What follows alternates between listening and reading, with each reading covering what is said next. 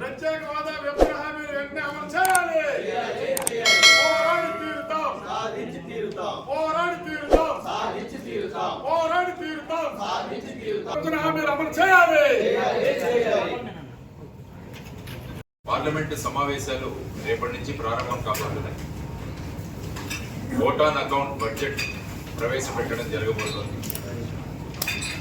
పార్లమెంటులో budget pass అవుతే తప్ప ఆ బడ్జెట్ అన్నది అమలు అవుతుంది. అందుకని ఈరోజు సాధన సమితి ద్వారా మన రాష్ట్రంలో ఉన్న ఇద్దరు ముఖ్య నాయకులు, ప్రస్తుత ముఖ్యమంత్రి గారు మరియు ప్రతిపక్ష నాయకులకి ఈరోజు సాధన సమితి ద్వారా మేము చేసిన విన్నపం ఏంటంటే, ఆంధ్రప్రదేశ్ రాష్ట్రానికి ప్రత్యేక హోదా మరియు విభజన హామీలను సాధించడానికి మరి ఒక అద్భుతమైన అవకాశం దొరికింది. మీరు కనుక రాజ్యసభలో ఈ vote on account budget pass కాకుండా మీరు అడ్డుకోగలిగితే కేంద్ర ప్రభుత్వం రాజీనామా చేయాల్సి వస్తుంది. కాబట్టి అటువంటి అద్భుతమైన అవకాశం వచ్చినప్పుడు మీరు నిజంగా ప్రత్యేక హోదా సాధన సమితి చేస్తున్న ఒక విన్నపం ఏంటంటే, వాళ్ళకి ప్రత్యేక హోదా మరియు విభజన హామీలను మీరు చిత్తశుద్ధితో కనుక నెరవేర్చదలుచుకుంటే రాజ్యసభలో ప్రస్తుతం కేంద్రంలో ఉన్న ప్రభుత్వానికి మెజారిటీ లేదు. అందువల్ల మిగతా పార్టీలన్నింటినీ కూడా కూడగట్టుకొని ఈ బడ్జెట్ పాస్ అవ్వకుండా మీరు చూడండి. అప్పుడు ఖచ్చితంగా మీకు మన రాష్ట్రానికి ప్రత్యేక హోదా వస్తుంది అని చెప్పి వారికి ఈరోజే తెలియజేయడం జరిగింది. దానితో పాటు మన అందరూ పార్లమెంటు సభ్యులకు కూడా ప్రత్యేక హోదా విభజన హామీల సాధన సమితి నుంచి ఒక లెటర్ కూడా రాశారు. అంటే ఇంతవరకు విభజన హామీలు ఏమయ్యాయి, ఆ తర్వాత కేవలం 10% మాత్రమే అందులో విభజన హామీల్ని పూర్తి చేయడం జరిగింది. మిగతా 90% హామీలు అలాగే ఉండిపోయాయి. దానివల్ల ఇది చివరి పార్లమెంటు సమావేశం కాబట్టి ఎన్నికల ముందు ఈ సమావేశంలో మీరందరూ కూడా పెద్ద పెట్టున వీటి గురించి మీరు ఆందోళన చేయాలి. ఆ తర్వాత ఇంతకు ముందు మాట్లాడినట్టు బడ్జెట్ కూడా మీరు స్తంభింపజేయగలిగితే ప్రత్యేక హోదా ఖచ్చితంగా రాష్ట్రానికి వస్తుంది. ఆ దిశగా మీరు ప్రయత్నించండి. లేకుంటే మేము కూడా ఖచ్చితంగా ఢిల్లీకి వస్తాం. 7-8 తారీఖుల్లో ఢిల్లీకి వెళ్ళి అనేక మంది ప్రముఖుల్ని కలిసి జంతర్ మంతర్లో కూడా దీనికి సంబంధించిన నిరసన ప్రదర్శనలు చేసి ఆ తర్వాత ఇంకా పెద్ద పెట్టిన ఈ కార్యాచరణ ఉంటుందని వారికి ఈ లెటర్లో తెలియజేయడం జరిగింది. చూద్దాం వారు ఏం చేస్తారని. ఈ విధంగా మన రాష్ట్రానికి ప్రత్యేక హోదా సంపాదించుకోవడానికి అనేక అవకాశాలు వచ్చాయి ఈ రాష్ట్రానికి. మొట్టమొదటిగా 2019వ సంవత్సరంలో కేంద్ర ప్రభుత్వం సిటిజన్షిప్ అమెండ్మెంట్ బిల్లు ప్రవేశపెట్టింది, సిఏఏ అంట. ఆ సందర్భంలో కూడా రాజ్యసభలో సరి అయిన మెజారిటీ లేకపోవడం వల్ల ప్రాంతీయ పార్టీల మీద కేంద్ర ప్రభుత్వం ఆధారపడాల్సి వచ్చింది.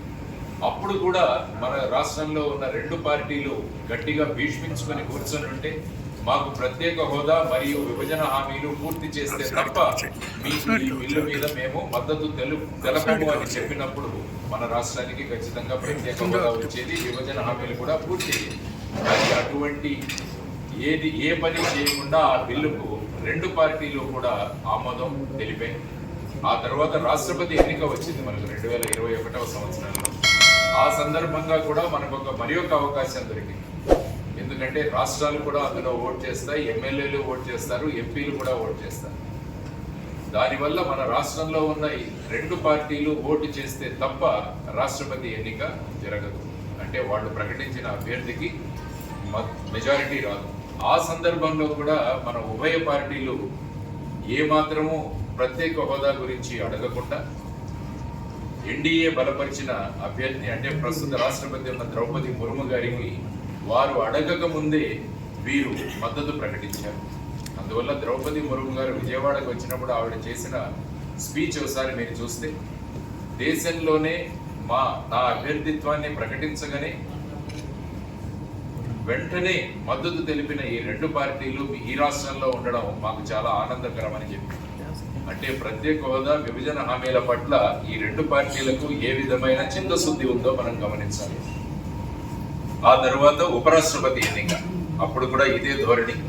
2023వ సంవత్సరంలో ఆగస్టు నెలలో ఢిల్లీ సివిల్ సర్వీసెస్ బిల్ అని ఒకటి ప్రవేశపెట్టడం జరిగింది. సుప్రీంకోర్టు ఢిల్లీలో కేంద్ర ప్రభుత్వ ఉద్యోగులను నియమించే అధికారం లెఫ్టినెంట్ గవర్నర్కు ఉండదు, అది కేవలం రాష్ట్ర ప్రభుత్వానికి మాత్రమే ఉంటుందని చెప్పిన సందర్భంలో ఒక కొత్త బిల్లును ప్రవేశపెట్టి తద్వారా రాష్ట్ర ప్రభుత్వానికి కాదు లెఫ్టినెంట్ గవర్నర్ ఒక కమిటీకి మాత్రమే ఉంటుంది అని చెప్పిన ఒక వివాదాస్పదమైన బిల్లును ప్రవేశపెట్టినప్పుడు కూడా మన రాష్ట్రానికి ప్రత్యేక హోదా విభజన హామీలను పూర్తి చేసుకోవడానికి మరి ఒక అవకాశం దొరికింది, కానీ అప్పుడు కూడా ఈ అవకాశాన్ని వినియోగించుకోండి.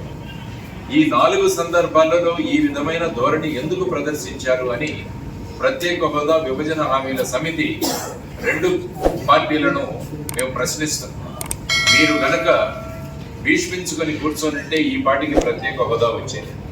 చాలా మంది ఏమంటున్నారంటే ప్రత్యేక హోదా అన్నది ముగిసిన అధ్యాయం అని కేంద్ర ప్రభుత్వం చెబుతోంది అని మన వాళ్ళు ప్రచారం చేస్తున్నారు. అది ముగిసిన అధ్యాయం కాదు, ముగించబడిన అధ్యాయం అని మేమంటాం. ఎందుకంటే 2014వ సంవత్సరంలో ప్రభుత్వం ఏర్పడినప్పుడు ప్రత్యేక హోదా తీసుకొస్తామని చెప్పి కొన్ని సంవత్సరాల్లోనే హోదా వద్దు, ప్యాకేజీ సరిపోతుంది అని అన్నారు. తరువాత సంవత్సరంలోనే ప్యాకేజీ సరిపోదు, మళ్ళా ప్రత్యేక హోదా కావాలని అప్పటి తెలుగుదేశం, భారతీయ జనతా పార్టీ మరియు జనసేన ప్రభుత్వం ఉన్నప్పుడు మళ్ళా కేంద్రంలో ఎన్డీఏ ప్రభుత్వం నుంచి బయటకు వచ్చేసి ధర్మ పోరాట దీక్షలు చేసి కేంద్రంలో అవిశ్వాస తీర్మానం కూడా ప్రవేశపెట్టారు. ఈ 2 పార్టీలు కలిసి అవిశ్వాస తీర్మానం విగిపోతుందని తెలిసి కూడా 2019వ సంవత్సరం ఎన్నికల్లో మళ్ళా దీన్ని ఒక ముద్దాగా తీసుకురావాలని 2 పార్టీలు ప్రయత్నించాయి. 2019 ఎన్నికలు వచ్చాయి. ఆ సందర్భంగా ప్రచారం చేస్తూ ప్రస్తుత ముఖ్యమంత్రి గారు ఏమన్నారు, 25 ఎంపీలు కనుక మాకిస్తే కేంద్రం మెడలు వంచి మేము ప్రత్యేక హోదా తీసుకొస్తామని చెప్పారు. ప్రజలు దాన్ని నమ్మి 22 మంది ఎంపీలను గెలిపించారు. ఆ తర్వాత మొట్టమొదటిసారిగా ముఖ్యమంత్రి గారు అక్కడికి వెళ్లి ప్రధానమంత్రి గారితో కలిసిన తర్వాత ఆయన చెప్పిన విషయం ఏంటంటే భారతీయ జనతా పార్టీకి వాళ్ళకే మెజారిటీ వచ్చింది, వాళ్లకు గనక 250 సీట్లు వచ్చింటే మన మీద ఆధారపడి ఉండేవాళ్ళు, అప్పుడు మనం ప్రత్యేక హోదాను డిమాండ్ చేసి ఉండవచ్చు. కానీ ఇప్పుడు నేను ప్రతిసారి ఢిల్లీకి వచ్చి ప్రధానమంత్రి గారిని కలిసినప్పుడు సార్ మాకు ప్రత్యేక హోదా ఇవ్వండి అని నేను విన్నపం చేయగలను, కానీ వారి మీద ఒత్తిడి తేలేదు అని చెప్పాను. ఇది పరిస్థితి. సో ఇటువంటి పరిస్థితుల్లో ప్రత్యేక హోదా ఇక రాదు అన్న ఒక భావాన్ని ప్రజల్లోకి తీసుకొచ్చారు. అది తప్పు. అందరం కలిసి కనుక పనిచేయగలిగితే ప్రత్యేక హోదా విభజన హామీలను సాధించుకోగలమని మళ్ళా ఒకసారి ప్రజల్లో చైతన్యం తీసుకురావడానికి ఈ మీటింగులు అన్నవి నిర్వహిస్తున్నాం.